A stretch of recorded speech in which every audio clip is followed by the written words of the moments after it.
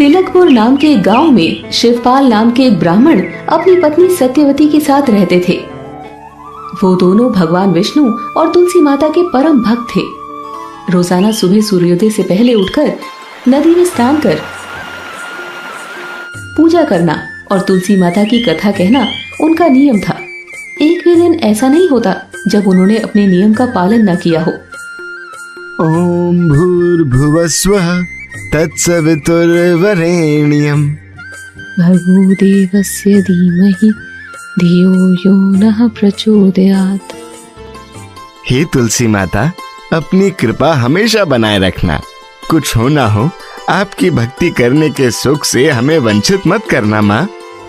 शिवपाल की शादी को 15 साल बीत चुके थे, लेकिन उनकी कोई संतान नहीं हुई थी।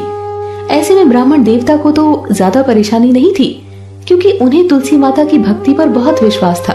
लेकिन उनकी पत्नी सत्यवती इस बात से बहुत दुखी रहती थी। हमारी शादी को 15 साल बीत गए, लेकिन तुलसी माता ने अब तक हमें संतान का सुख नहीं दिया है। कोई बात नहीं सत्यवती, इसमें भी तुलसी माता ने हमारे लिए कुछ अच्छा ही सोच रखा होगा। तुम उन पर से अपना विश्वास मत खोना बस। मुझे उन पर बहुत विश्वास है, लेकिन मैं अपने मन को कैसे मनाऊं, जो संतान का सुख भोगने के लिए तरस रहा है। वैसे कैसी संतान की इच्छा है तुम्हारी? वैसे तो मेरी इच्छा यही है कि तुलसी माता ही मुझे अपनी बेटी के रूप में मिल जाए, तो हमारा जीवन धन्य हो जाए। लेकिन ये तो संभव ही नहीं है। सत्यवती तुलसी माता को बेटी के रूप में पाने का सपना दिन रात देखा करती थी। एक दिन दोनों पति पत्नी सुबह सवेरे स्नान करने के बाद पूजा करके जब अपने घर की ओर जा रहे थे, तो पीछे से एक बच्ची की आवाज उन्हें सुनाई देती है। बाबा, माँ।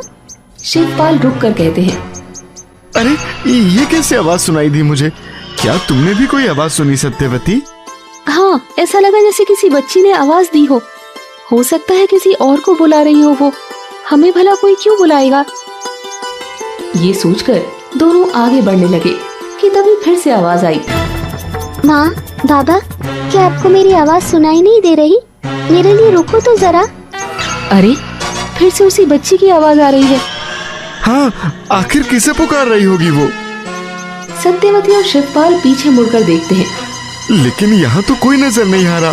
कौन हो सकता है? तभी एक बच्ची सामने आती है। बाबा, माँ, मैं हूँ। मैं ही आप दोनों को आवाज दे रही थी। लेकिन तुम कौन हो बेटी, और हमें क्यों बुला रही हो, वो भी माँ बाबा कहकर?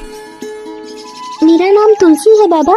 क्या आप मुझे अपने घर में अपने साथ रहने देंगे? तुलसी, कितनी प्यारी हो तुम। तुम्हें तो मैं अपने पलकों पर बैठा कर रखूंगी बेटी, लेकिन तुम हमारे साथ क्यों रहोगी? क्योंकि मैं आप दोनों को ही अपना माता पिता मानने लगी हूँ। लेकिन क्यों बेटी, तुम्हारे माता पिता कहाँ हैं? सही समय आने पर मैं आपको सारी बात बता दूंगी। तब तक के लिए आप मुझे अपने साथ रहने दें, अगर आपको कोई परेशानी ना हो तो। अब तो सत्यवती की खुशी का ठिकाना नहीं था। वो दोनों खुशी खुशी तुलसी को अपने घर ले आते हैं। वो तुलसी को बहुत प्यार करने लगे। उसे देखकर ही वो अपने दिन की शुरुआत करते और हर वो काम करते जिससे तुलसी को खुशी मिलती थी। माँ, आज मेरा मन खीर पूरी खाने का कर रहा है। क्या आप मेरे लिए बना दोगी? हाँ मेरी बच्ची, तुम्हारे लिए तो मैं अपनी जान भी दे दूं, तो खीर पूरी भला क्या चीज है। बस कुछ देर इंतजार करो, मैं फटाफट बना देती हूँ। सत्यवती जल्दी जल्दी खीर पूरी बनाकर तैयार कर लेती है और तुलसी को अपने हाथों से खिलाती है। माँ, आप मुझे इतना प्यार क्यों करती हो? बेटी, मेरी जिंदगी में आकर तुमने मेरे जीवन का सबसे बड़ा सपना पूरा कर दिया है। एक बच्ची के लिए मेरा मन तड़प रहा था।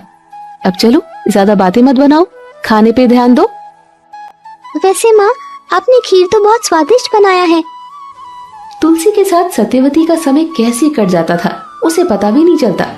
धीरे धीरे तुलसी बड़ी होने लगी और वो समय भी आ गया जब वो विवाह योग्य हो गई।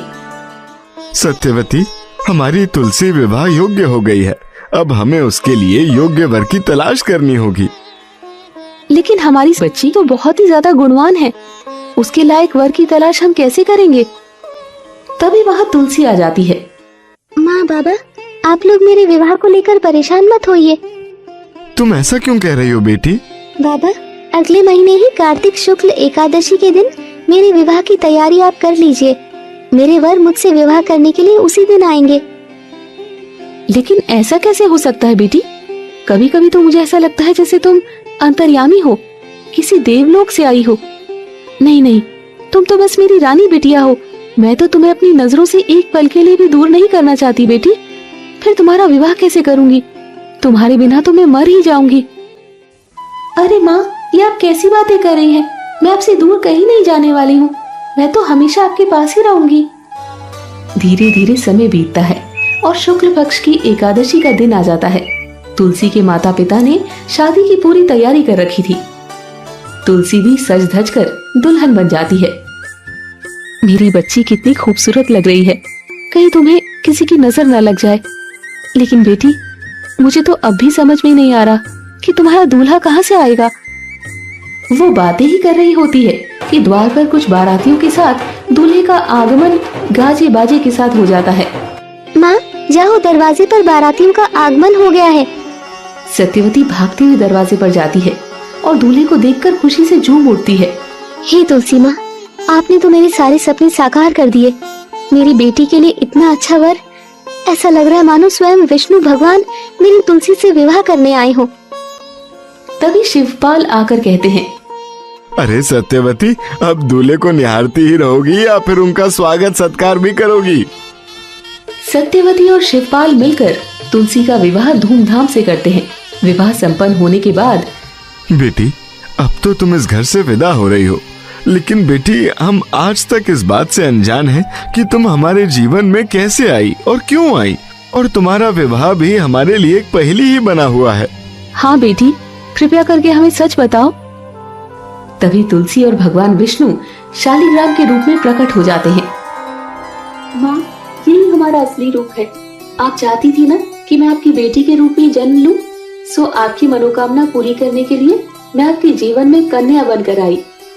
हमारा जीवन तो धन्य हो गया माँ। आपकी सेवा में यदि हमसे कोई चूक हो गई होगी तो हमें क्षमा करना माँ। आप दोनों ने मुझे बेटी के रूप में स्वीकार करके जो ममता लुटाई है मुझ पर, उसके लिए मैं आपका धन्यवाद करती हूँ। आप दोनों की सच्ची भक्ति से हम बहुत प्रसन्न हैं, इसलिए आपको वरदान देते हैं कि आपको जीवन में कभी किसी चीज की कोई कमी नहीं होगी। आप दोनों हमेशा निरोगी बने रहोगे। भगवान, हमारा जीवन तो सफल हो गया। हमारी बेटी तुलसी के बगैर जीना तो बहुत मुश्किल है अब तो। माँ, बाबा, आप दोनों जब भी मुझे बुलाएंगे मैं आपके पास आ जाऊंगी। अब इस जीवन का हम क्या करेंगे? हमें इस जीवन से छुटकारा दे दो माँ। आप दोनों यही रहकर लोगों में ईश्वर के प्रति विश्वास को जगाने का कार्य कीजिए और लोगों को सत्य मार्ग पर चलने की प्रेरणा दीजिए। जीवन के अंत में मैं स्वयं आप दोनों को लेने आऊंगी। इतना कहकर तुलसी माता और भगवान शालिग्राम वहां से अंतर्ध्यान हो गए। अब शिवपाल और सत्यवती तुलसी माता की भक्ति में और ज्यादा लीन हो गए। उन्होंने दूर दूर तक धर्म का प्रचार किया और लोगों के मन में तुलसी माता के प्रति भक्ति का भाव जगाया। अंत में तुलसी माता और भगवान शालिग्राम